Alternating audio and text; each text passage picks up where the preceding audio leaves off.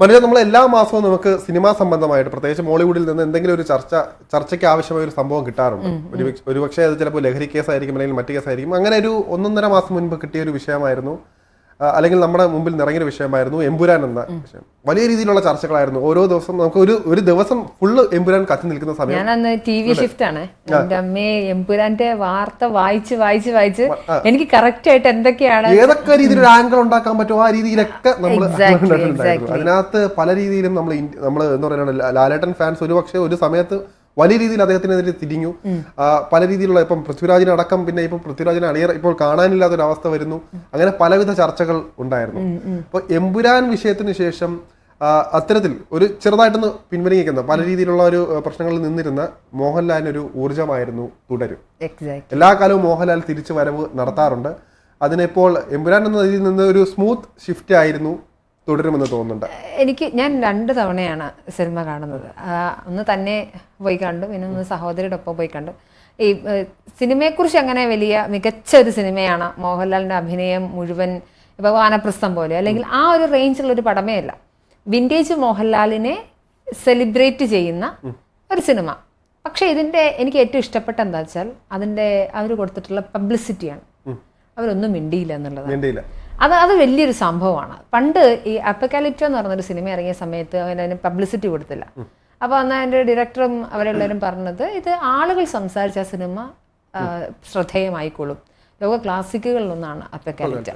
അപ്പോൾ ഇതൊരു സ്ട്രാറ്റജിയാണ്. നല്ലതാണെങ്കിൽ മറ്റുള്ളവർ പറഞ്ഞാൽ പെട്ടെന്ന് ഇൻഫ്ലുവൻസ് ചെയ്യപ്പെടും, പ്രത്യേകിച്ച് സിനിമാ മേഖലയിൽ. അവിടെ കൊള്ളാടാ എന്നൊരാൾ പറഞ്ഞാൽ അന്നൊന്ന് കണ്ടു നോക്കാം എന്ന് വിചാരിക്കുന്ന ആളുകളാണ് നമ്മൾ. അപ്പോൾ തുടരും കാണാൻ പോകുന്നു. ഞാൻ പറഞ്ഞതുപോലെ നമുക്ക് പ്രഡിക്റ്റബിൾ ആണ് എന്താണ് സംഭവിക്കുക. അതൊരു ലാലേട്ടൻ പടമാകുമ്പോൾ സ്വാഭാവികമായി സംഭവിക്കുന്നതൊക്കെ നമുക്കറിയാം. പക്ഷേ ശരത്ത് പറഞ്ഞൊരു സാധനമുണ്ട്, മോഹൻലാലിന്റെ ഗ്രാഫ് അമ്പേ താണ് നിന്ന സമയത്താണ് തുടരും വരികയും ഒരൊറ്റ കുതിപ്പ്. അതിൽ റെക്കോർഡുകൾ ഒരുപാട് താണ്ടിക്കിടപ്പോൾ എനിക്കൊന്ന് 200 കോടി ക്ലബ് ഒക്കെ കഴിഞ്ഞതാ മുന്നേറിക്കുന്നു. ഇപ്പോൾ മലയാളത്തിലെ ഏറ്റവും വലിയ ഗ്രോസ് കളക്ഷൻ മാത്രമല്ല, കേരളത്തിൽ നിന്ന് മാത്രം ഏതാണ്ട് 100 കോടി ഒറ്റയ്ക്ക് കേരളത്തിൽ നിന്ന് മാത്രം 100 കോടി കടക്കുന്ന ചിത്രം എന്ന ലേബലും ഇതിന് കിട്ടി കഴിഞ്ഞു. പൊട്ടൻഷ്യൽ മാത്രമേ നമ്മൾ മനസ്സിലാക്കേണ്ട ഒരു കാര്യം, അത് നേരത്തെ മനോജ് പറയാൻ കൃത്യമാണ്. എങ്ങനെ ഒരു സിനിമ കൊണ്ട് സംസാരിപ്പിക്കാം. എമ്പുരാനിലുണ്ടായത് പക്കാ പബ്ലിസിറ്റി ആയിരുന്നു, സ്ട്രാറ്റജി ആയിരുന്നു നടന്നിരുന്നത്, വലിയ ഹൈപ്പായിരുന്നു ഉണ്ടായിരുന്നത്. അതെല്ലാം പ്രതീക്ഷിച്ച് ഒരുപാട് ഭാരങ്ങളുമായിട്ട് ഇപ്പം എന്ത് പറയാനാണ് അതുമായിട്ട് പോയ ആൾക്കാർക്ക് കാണപ്പെട്ടത് ഒരു ശരാശരി, നമ്മൾ തീരെ മോശം എന്ന് പറഞ്ഞാൽ ശരാശരി രീതിയിലുള്ള സിനിമ എന്ന രീതിയാണ്. പിന്നെ ആ സിനിമയിൽ അണിയറക്കാർ അതിൽ നേരിട്ടത് പബ്ലിസിറ്റി കൊണ്ടുവന്നത്, പിന്നെ സംസാരിച്ച അതിനകത്തുള്ള വിവാദങ്ങൾ മാർക്കറ്റ് ചെയ്താണ് പിന്നെ ആ സിനിമ സംസാരിക്കപ്പെട്ടത്. അങ്ങനെ ഒരുപാട് പേര് കണ്ടു. നമ്മുടെ എന്താ പറയുക, സിനിമ കാണാത്തവർ പോലും എന്താണ് അതിലുള്ളതെന്ന് അറിയാൻ വേണ്ടി അത് കഴിഞ്ഞപ്പോൾ എന്താണ് സെൻസർ ചെയ്തെന്ന് അറിയാൻ കണ്ടവരൊന്നുകൂടെ കണ്ടു. പക്ഷെ പണം കൊണ്ട് നേട്ടമുണ്ടാക്കിയെങ്കിൽ പോലും എമ്പുരാൻ ഇപ്പോഴും ഒരുപാട് പേർക്ക് ശരാശരിയിലും താഴെ നിൽക്കുന്ന ഒരു ചിത്രമായി മാറി. അങ്ങനെ മോഹൻലാൽ മാത്രമല്ല അതിന് ശേഷം ആ സിനിമ സെലിബ്രേറ്റ് ചെയ്തില്ല എന്നുള്ളതാണ്. ഇപ്പൊ തരുൺ മൂർത്തിയെ സെലിബ്രേറ്റ് ചെയ്ത പോലെ പൃഥ്വിരാജിന് ഒരു സെലിബ്രേറ്റ് ചെയ്യുന്ന ഒരു സിറ്റുവേഷൻ വന്നില്ല. കാര്യം തരുൺ മൂർത്തി ചിത്രം ഇറങ്ങിയതിനു ശേഷമാണ് അഭിമുഖങ്ങൾ കൊടുക്കാൻ തുടങ്ങിയത്. ജോർജ് സാർ എന്ന് പറയുന്ന അദ്ദേഹത്തിന്റെ പേര് പ്രകാശ് വർമ്മ. അപ്പൊ അദ്ദേഹത്തിനൊക്കെ സെലിബ്രേറ്റ് ചെയ്യുകയാണ്. ഒരു സിനിമ വരുമ്പോൾ ആ സിനിമ ചർച്ചയാവുകയും വിജയമാവുകയും കഥാപാത്രങ്ങളെ സെലിബ്രേറ്റ് ചെയ്യാൻ നടന്ന ഡിഫറെന്റ് തിങ് ആണ്. എന്നാൽ ഒരു സിനിമ വരുന്നു, വളരെ ഹൈപ്പ് കൊടുക്കുന്നു, അതിനുശേഷം ആ സിനിമയിലെ കഥാപാത്രങ്ങളോ സംവിധായകനോ ശബ്ദിക്കാതിരിക്കുക. അത് ശരിക്കും എനിക്ക് പൃഥ്വിരാജിൻ്റെ അടുത്ത് വ്യക്തിപരമായി എൻ്റെ ഒബ്സർവേഷൻ ആണ് കേട്ടോ. Prithviraj was the captain of the film. അപ്പോൾ അങ്ങനെ ഒരു സിനിമയ്ക്കകത്തൊരു പ്രശ്നമുണ്ട്, അല്ലെങ്കിൽ ഇയാൾ ഇത്രയും അധികം മീഡിയ ക്യാൻവാസ് ചെയ്തൊരു സിനിമ ഇറക്കുമ്പോൾ ഒരു വിവാദം ഉണ്ടാകുമ്പോൾ അയാൾ സംസാരിക്കണമായിരുന്നു. അതൊന്നും സംസാരിക്കാതെ അയാൾ പെട്ടെന്ന് ഒളിഞ്ഞു താമസിച്ച പോലെ, ഒളിച്ചു പോയ പോലെ പോയതിനോട് വ്യക്തിപരമായി വിജയിച്ചു. പക്ഷേ ഇവിടെ സംഭവിച്ച തുടരും എന്ന സിനിമ നമ്മൾ ഉദ്ദേശിക്കുന്ന ഒരു ലാലേട്ടൻ പടത്തിന് അത്ര വന്നില്ലെങ്കിലും ഒരുപാട് തരുൺമൂർത്തി പറഞ്ഞ ഒരു കാര്യമാണ്, മോഹൻലാലിന്റെ സിനിമകൾ മോശമാണെങ്കിൽ മിണ്ടാതിരിക്കുകയും നല്ല സിനിമകളാണെങ്കിൽ അത് ആഘോഷിക്കുകയും ചെയ്യുന്ന ഒരു സ്ലീപ്പർ സെൽ. യെസ്, ആ സ്ലീപ്പർ സെൽ ഓഡിയൻസിനെ ക്യാച്ച് ചെയ്യാനായിട്ട് തുടരും എന്ന സിനിമയ്ക്ക് പറ്റിയിട്ടുണ്ട്. അവിടെ അയാൾ വിജയിച്ചു എന്നുള്ളതാണ്. നമ്മുടെയൊക്കെ കുട്ടിക്കാലത്ത്, അല്ലെ നമ്മുടെ ഒരു യൗവന കാലഘട്ടത്തിൽ, കൗമാരപ്രായത്തിൽ നമ്മൾ കണ്ട ലാലേട്ടനെ തിരിച്ച് സ്ക്രീനിൽ കാണുന്ന റെഫറൻസുകൾ ഒരുപാടുണ്ട്.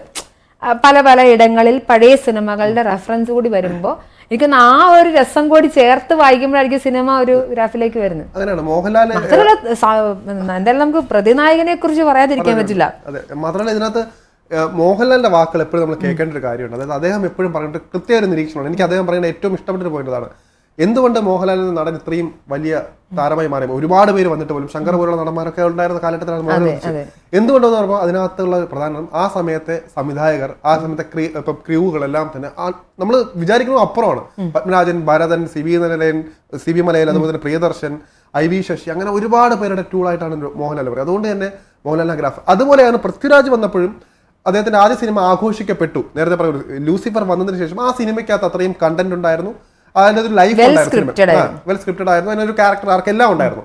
നേരെ തിരിച്ച് എമ്പുരാനിൽ വന്നപ്പോഴത്തേക്കും അതൊരു നേരത്തെ പറഞ്ഞ പോലെ തന്നെ ഒരു പബ്ലിക്കിന്റെ ആ ഒരു വികാരം മുതലെടുത്ത് ടെക്നിക്കൽ ക്വാളിറ്റി നമുക്ക് ഒരു തരത്തിലും അതിനകത്തൊരു വിട്ടുവീഴ്ച ഇല്ലാന്ന് നമുക്ക് പറയാം. പക്ഷെ നമുക്ക് എപ്പോഴും വേണം, മലയാളികൾ എപ്പോഴും സിനിമ നോക്കുന്നത് അതിനകത്തുള്ള പശ്ചാത്തലം കൂടി നോക്കിയാണ്, അതിനകത്ത് കണ്ടന്റ് നോക്കിയാണ് എപ്പോഴും. എനിക്കൊന്ന് ഈ ഒരു കാര്യത്തിൽ കാർത്തിക് സുബ്രാജ് തമിഴ് സിനിമ സംവിധായകൻ അദ്ദേഹം പറഞ്ഞൊരു കാര്യമുണ്ട്, നാമ പേസക്കൂടാതെ നമ്മ സിനിമ താ പേസണോ എന്ന് പറയും.